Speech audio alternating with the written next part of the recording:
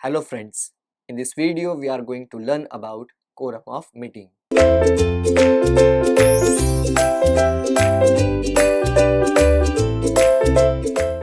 So friends, आज हम start करेंगे अपने टॉपिक में कोरम के बारे में कि किसी भी मीटिंग को जब कंडक्ट किया जाएगा तो उस मीटिंग में प्रेजेंट होने वाले लोग कितने होने चाहिए, जिसे हम कोरम के नाम से जानते हैं। जब भी कोरम काउंट किया जाए तो उसमें आज हम बात करेंगे कि कोरम कितना होना चाहिए, यानी मिनिमम कितने पर्सन होने चाहिए किसी भी मीटिंग को कंडक्ट करने में। सो स्टार्ट करेंगे आज के टॉपिक में हम कोरम के बारे में कि कोरम क्या होता है। तो quorum is most essential condition for valid meeting, यानी अगर कोई वैलिड मीटिंग करना है, यानी कि वैलिड मीटिंग मतलब बेसिक ऐसी मीटिंग जो सही मानी जाए। तो अगर वैलिड मीटिंग करना है तो उसके लिए एक एसेंशियल कंडीशंस है जिसको हम कोरम कहते हैं। तो कोरम भी उस एसेंशियल कंडीशंस में आता है। नेक्स्ट हम बात करेंगे कोरम क्या है। So quorum means minimum number of members required to be present at the meeting. So quorum क्या होता है बेसिकली, तो कोरम का मतलब यह है कि जो मीटिंग हम कर रहे हैं उस मीटिंग में मिनिमम नंबर ऑफ मेंबर कितने होने चाहिए। तो जब भी कोई मीटिंग बुलाई जाएगी तो उस मीटिंग में कितने लोग प्रेजेंट हैं उसको चेक करना, वो काउंट करना कोरम कहलाता है। क्यों? क्योंकि बिना कोरम के कोई भी मीटिंग कंडक्ट नहीं की जा सकती। हर मीटिंग में कोरम का होना जरूरी है। तो मिनिमम कितने ऐसे पर्सन है जो उस मीटिंग में होने चाहिए, तब जाकर मीटिंग जो है वो वैलिड मानी जाएगी, जिसे हम कोरम कहते हैं। नेक्स्ट पॉइंट है presence of member is essential for transactionally legally the business at the meeting. So basically हम बात करें कि प्रेजेंस ऑफ मेंबर यानी मेंबर का प्रेजेंट होना बहुत जरूरी है किसी भी मीटिंग के लीगली मानने के लिए।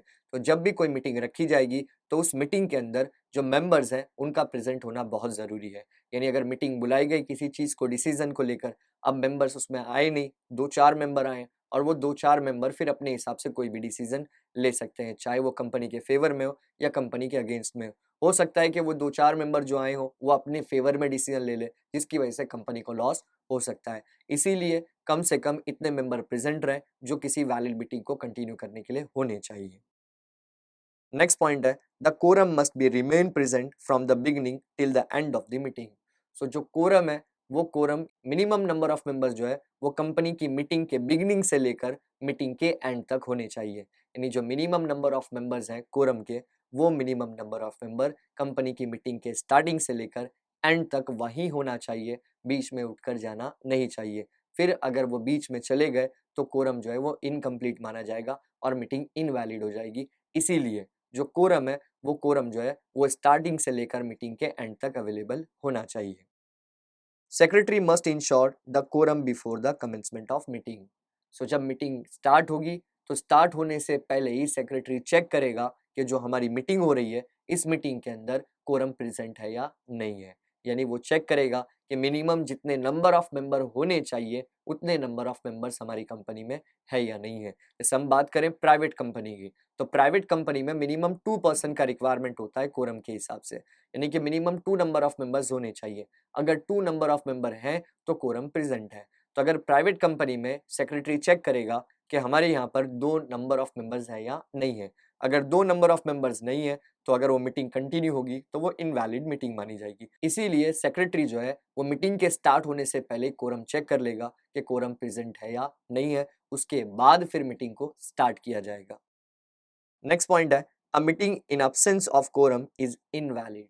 अगर मीटिंग जो है वो बिना कोरम के स्टार्ट कर दी गई या मीटिंग बिना कोरम के कंटिन्यू की गई तो वो मीटिंग इनवैलिड मानी जाएगी। उसमें पास होने वाला डिसीजन कोई भी वैलिड नहीं माना जाएगा, सारे के सारे डिसीजन इनवैलिड माने जाएंगे। तो मीटिंग के स्टार्ट करने से पहले ही सेक्रेटरी ये चेक कर ले कि कोरम प्रेजेंट है या नहीं है। अगर कोरम प्रेजेंट नहीं है तो मीटिंग कंटिन्यू नहीं की जा सकती। अगर मीटिंग कंटिन्यू की गई तो वो मीटिंग जो है इनवैलिड मानी जाएगी, इरेगुलर मानी जाएगी। नेक्स्ट पॉइंट है while counting the number of member proxy are not to be count। So basically हम बात करें कि हमारी मीटिंग में कभी कभी ऐसे होता है कि प्रॉक्सी भी आता है। प्रॉक्सी मतलब अगर कोई शेयर होल्डर चाहता है मीटिंग अटेंड करना मगर वो मीटिंग अटेंड नहीं कर सकता किसी रीजन की वजह से, तो वो अपने बिहाफ में किसी पर्सन को भेज सकता है जो उसके बिहाफ में मीटिंग को अटेंड करे और वोट दे। तो उस केस में ये जो पर्सन आएगा उस शेयर होल्डर के बिहाफ में, जिसे हम प्रॉक्सी के नाम से जानते हैं, ये प्रॉक्सी मीटिंग अटेंड करेगा। बट जब कोरम को काउंट किया जाएगा तो कोरम को काउंट करते टाइम पे प्रॉक्सी को काउंट नहीं किया जाएगा, यानी प्रॉक्सी जो है वो कोरम में काउंट नहीं होता। तो अगर कोई मेंबर अपने बिहाफ में किसी प्रॉक्सी को भेजता है तो प्रॉक्सी मीटिंग तो अटेंड कर सकता है, वोट तो दे सकता है, बट जब कोरम की काउंटिंग होगी तो उस केस में मिनिमम नंबर ऑफ मेंबर में इस प्रॉक्सी को काउंट नहीं किया जाएगा। नेक्स्ट पॉइंट है quorum must be present at the beginning of the meeting. So जो कोरम है वो कोरम मीटिंग के बिगिनिंग में ही प्रेजेंट होना चाहिए, यानी मीटिंग एक बार स्टार्ट हो गई उसके बाद अगर कोरम आए तो वो मीटिंग इनवैलिड माना जाएगा, यानी कोरम जो है वो हमेशा बिगिनिंग में ही प्रेजेंट होना चाहिए, और बिगिनिंग यानी स्टार्टिंग में प्रेजेंट होना चाहिए। जब स्टार्टिंग में कोरम प्रेजेंट होगा उसके बाद हम क्या करेंगे, लास्ट तक वो कोरम वहीं पे रहना चाहिए, यानी बिगिनिंग से लेकर एंड तक वो कोरम वहीं पे प्रेजेंट होना चाहिए। Quorum must be present within 30 minutes from the timing of meeting. अब मीटिंग का एक टाइम दिया गया होता है, यानी बेसिकली हमने देखा है कि जब नोटिस भेजा जाएगा तो उस नोटिस में क्या होगा, पर्टिकुलर सामने वाले को डे, डेट, टाइम, प्लेस सारी चीजें बताई जाएगी। तो जो टाइम बताया जाएगा वो टाइम पे सारे के सारे शेयर होल्डर्स को आना चाहिए, यानी basically quorum must be present within 30 minutes from the date time of meeting. तो जो टाइम रखा गया मीटिंग का उस मीटिंग से वो 30 मिनट्स में आ जाना चाहिए, यानी कि अगर हमने टाइम रखा है 8 o'clock, तो सामने वाली पार्टीज यानी जो मेंबर्स हैं वो members must be present within 30 minutes, यानी 8 बजे का टाइम रखा है तो 8:30 तक सारे के सारे मेंबर्स आ जाने चाहिए, यानी कोरम प्रेजेंट होना चाहिए, यानी कोरम जो है वो हाफ एन आवर में यानी विद इन 30 मिनट्स में प्रेजेंट हो जाना चाहिए। If the quorum is not present within 30 minutes, then the meeting will be adjourned to the same day, time, place in the next week. So अगर quorum जो है with in 30 minutes में नहीं आता, यानी जो टाइम हमने सारे मेंबर्स को दिया किसी वजह से सारे मेंबर्स या जो कोरम है वो उस टाइम पर विद इन 30 मिनट्स नहीं पहुंचता, यानी 8 बजे का टाइम दिया, अगर 8 बजे से और 30 मिनट्स हम काउंट करें तो 8:30 तक अगर मेंबर्स नहीं आते यानी कोरम प्रेजेंट नहीं होता तो मीटिंग फिर कंटिन्यू नहीं होगी, उस मीटिंग को एडजॉर्न कर दिया जाएगा नेक्स्ट वीक के लिए। तो next week same time, same day और सेम प्लेस पर उस मीटिंग को फिर कंटिन्यू किया जाएगा, यानी अगर कोरम प्रेजेंट नहीं होगा 30 मिनट्स के अंदर तो उस केस में मीटिंग को हम नेक्स्ट वीक में पोस्टपोन कर देंगे। टाइमिंग, डेट और जो प्लेस है वो हमेशा सेम होगा नेक्स्ट वीक का। If the quorum is not present in the next week, then whatever members are present can conduct the meeting and meeting will be treated as valid meeting. So in case हमने जो members की meeting थी वो members की meeting जो है quorum ना होने की वजह से हमने उसे नेक्स्ट वीक में पोस्टपोन कर दिया। तो जब नेक्स्ट वीक में उसको पोस्टपोन कर दिया तो उस केस में अगर नेक्स्ट वीक में भी अगर कोरम प्रेजेंट नहीं हुआ तो क्या होगा, तो अगर नेक्स्ट वीक में कोरम प्रेजेंट नहीं होता तो उस केस में जितने भी मेंबर्स आए होंगे चाहे वो कोरम को फुलफिल करते हो या नहीं करते हो, तो जितने भी मेंबर प्रेजेंट होंगे वो सारे मेंबर्स मीटिंग को कंटिन्यू करेंगे, कंडक्ट करेंगे और मीटिंग जो है वैलिड मानी जाएगी। तो इन केस अगर नेक्स्ट वीक के लिए हमने मीटिंग को एडजॉर्न किया था और मीटिंग जो है नेक्स्ट वीक के एडजॉर्न होने के बाद भी अगर मेंबर्स प्रेजेंट नहीं होते उस नेक्स्ट वीक में, तो उस केस में जो भी मेंबर प्रेजेंट होंगे वो सारे मेंबर्स जो है मीटिंग को कंडक्ट करेंगे और मीटिंग वैलिड मान ली जाएगी। सो नेक्स्ट हम बात करेंगे कि कितने टाइप्स में कोरम डिवाइड हुआ है, तो डिपेंड करेगा मीटिंग के, जैसे मीटिंग होगी उसके हिसाब से जो है कोरम होना चाहिए। तो कोरम फॉर बोर्ड मीटिंग, तो बोर्ड मीटिंग के लिए क्या कोरम रखा गया है, तो बोर्ड मीटिंग का जो कोरम है वो दो पार्ट्स में है।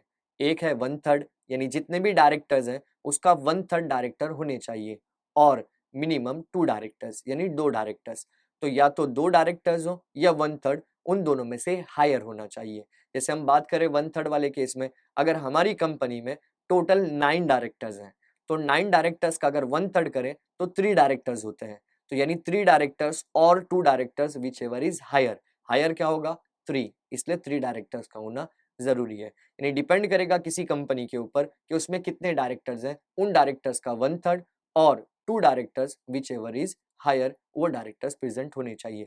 फॉर एग्जाम्पल अगर मैं ऐसा अज्यूम करूं कि मेरी कंपनी है और मेरी कंपनी में टोटल जो है 3 डायरेक्टर्स हैं, अगर मेरी कंपनी में सिर्फ 3 डायरेक्टर है तो उन 3 डायरेक्टर अगर 1/3 करें तो 1 डायरेक्टर होता है।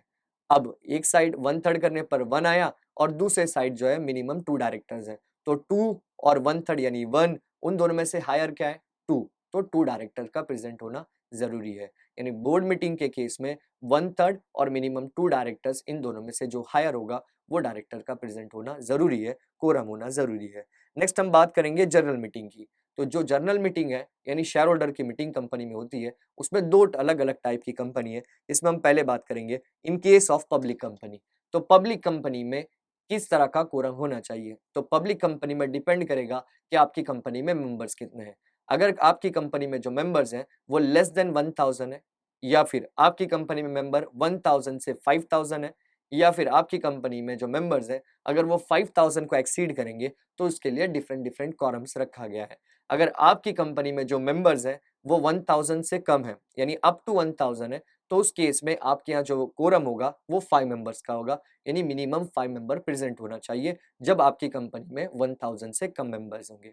दूसरे केस में अगर मेंबर्स 1000 से 5000 है, तो 1000 से अगर 5000 आपके पास मेंबर होंगे, तो उस केस में जो आपका कोरम होगा वो 15 मेंबर्स का होगा। यानी 1000 से 5000 अगर आपके यहाँ मेंबर्स होंगे, तो उस केस में कम से कम 15 मेंबर्स जो है वो कोरम में होने चाहिए। नेक्स्ट जो थर्ड केस है पब्लिक कंपनी में, तो थर्ड केस में हम देखेंगे अगर आपके यहाँ जो मेंबर्स है वो 5000 से ज्यादा हैं, तो अगर 5000 से ज्यादा मेंबर रहेंगे, तो उस केस में क्या होगा कि जो कोरम है वो 30 मेंबर्स का होगा। यानी उस केस में जो कोरम है वो 30 मेंबर्स का माना जाएगा। तो पब्लिक कंपनी में 3 अलग-अलग पार्ट्स हैं। अगर अप टू 1000 मेंबर है तो 5 का कोरम होगा। अगर 1000 से 5000 मेंबर है तो 15 का कोरम होगा, और अगर आपके यहाँ पर 5000 से ज्यादा मेंबर है तो उस केस में 30 मेंबर्स का कोरम होगा, कोरम होना भी चाहिए। सो नेक्स्ट हम बात करेंगे in case of private company की। सो पब्लिक कंपनी का हमने देखा कि डिफरेंट डिफरेंट पार्ट्स में उसका कोरम था। यहाँ पर प्राइवेट कंपनी में जो कोरम है वो बहुत ही सिंपल है। तो हम बात करें प्राइवेट कंपनी में कोरम क्या होना चाहिए, तो प्राइवेट कंपनी में मिनिमम जो कोरम रखा गया है वो 2 का रखा गया है, यानी मिनिमम 2 मेंबर्स जो है वो प्रेजेंट होना चाहिए किसी भी प्राइवेट कंपनी की मीटिंग में। तो प्राइवेट कंपनी का जो कोरम है वो मिनिमम 2 नंबर ऑफ मेंबर्स का है। सो फ्रेंड्स, आज हमने इस वीडियो में डिस्कस किया कि हमारी कंपनी में जब मीटिंग बुलाई जाएगी तो उस मीटिंग में कोरम क्या होना चाहिए, जिसकी वजह से वो मीटिंग जो है वैलिड मीटिंग मानी जाए। Thank you friends.